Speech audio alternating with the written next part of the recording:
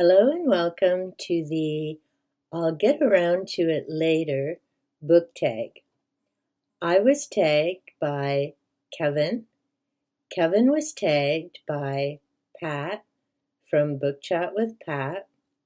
Pat was tagged by Jess, Jess Book Girl TV. Jess saw it on Joe's channel, Joe Linsdell. The tag was created by quote unquote at liesburnerauthor.wordpress.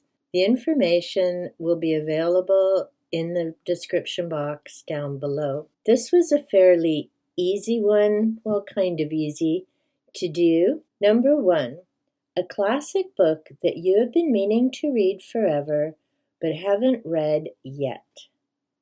The Brave New World by Aldous Huxley. I've started this a few months ago, and with everything going on, I just haven't been able to get to it. It isn't that it's not good writing or not an interesting story.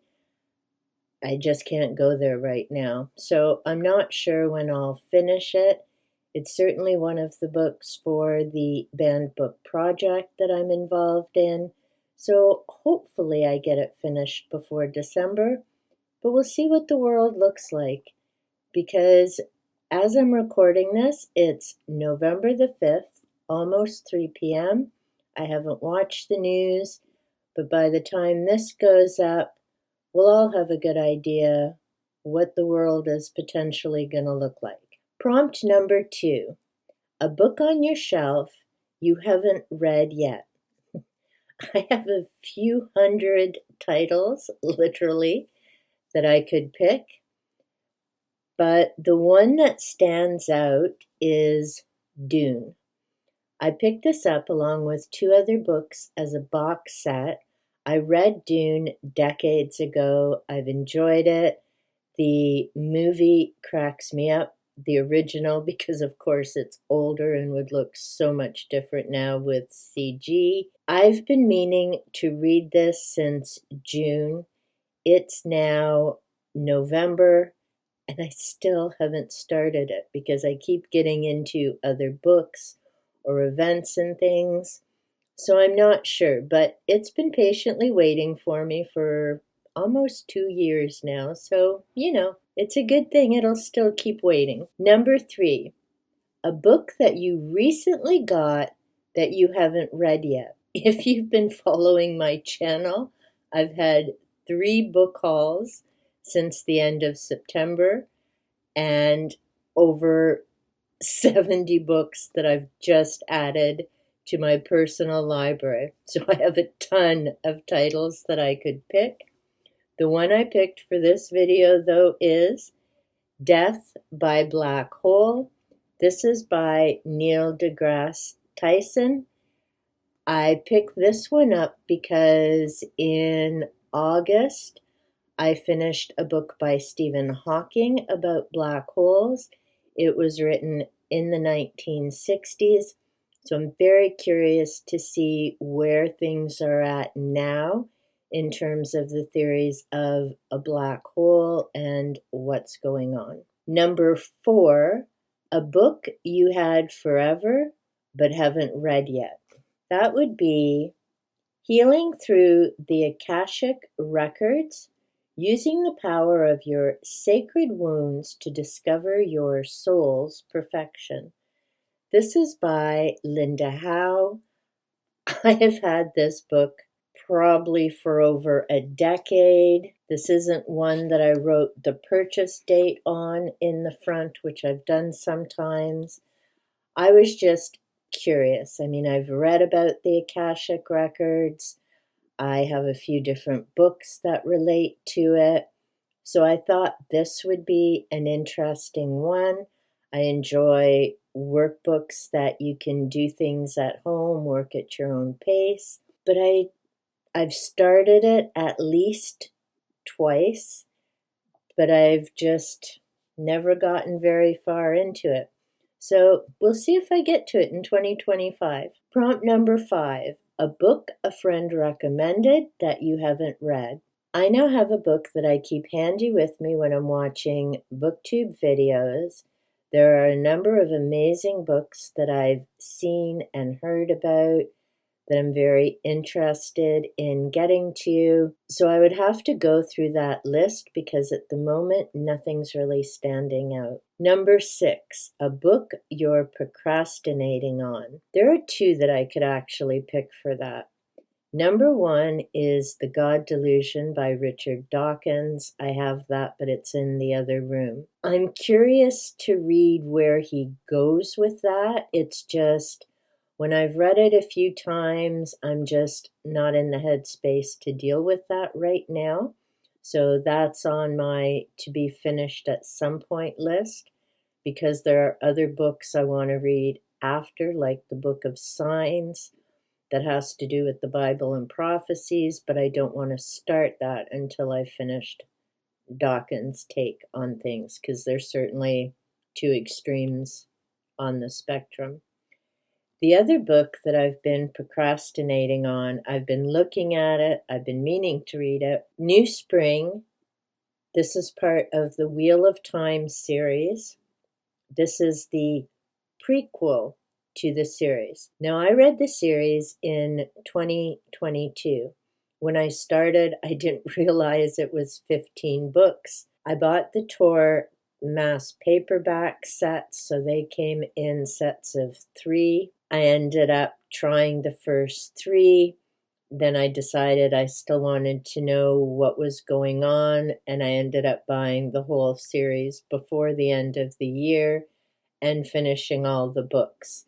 Between January, when I'd first seen the series on Prime, of course there's only 8 episodes, I decided to check out the books instead of waiting a year and whenever, and I found that I actually enjoyed the books far more than the TV series and having to wait around to see where they were going with it. I finished reading the entire series in 2022, so I honestly don't care if they ever make another episode of Wheel of Time. The books I very much preferred, where they went with the characters, where the story went, and I have a feeling the show's going to go in a number of different places. The last one that I need to finish is New Spring, and to be honest, part of why I'm stalling is that it's the prequel. I already know how the story ends, so it's a little bit like the Silmarillion for Lord of the Rings. You already know where everything is going, so the Silmarillion is a bit different because it explains far more about the rings and how everything got to where it was at the start of the Lord of the Rings. I'm not sure if New Spring will do the same in terms of Wheel of Time, and I've just been stalling to find out. So I may or may not get to that before the end of this year. It's more likely 2025. Number 8 is to tag some people. As usual, I don't end up tagging people. 1, because I notice a number of people have already tagged the majority of people I know. 2, it's November, and I know people's schedules are uber crazy. And like I say, when this goes up, I'm not sure what the world's going to be looking like at that point. So as always, I'm going to leave this at, if you're watching this video and this sounds of interest to you, then please do participate in this, and I would love to see your answers. So be sure to make sure you tag me in your video so YouTube hopefully notifies me and lets me know so that I can come and watch your video. Oh, you can't quite see her. If you could hear that, that was Xena coming in, and you can't see her over this basket, but she's comfy settled in the chair. And speaking of, I'll get to it later. Yes, I have a number of things I need to do. Get my buckets organized, get this basket sorted, get my books sorted in my cart, And this basket is all my reads for the Ghosts of Christmas Past readathon. So I have a few things organized, just not as many as I probably should. But that's okay. I'm getting there. As always, oh, I forgot one. Silly me, number 7. The next book on your TBR. For me, that's Politically Correct Holiday Stories.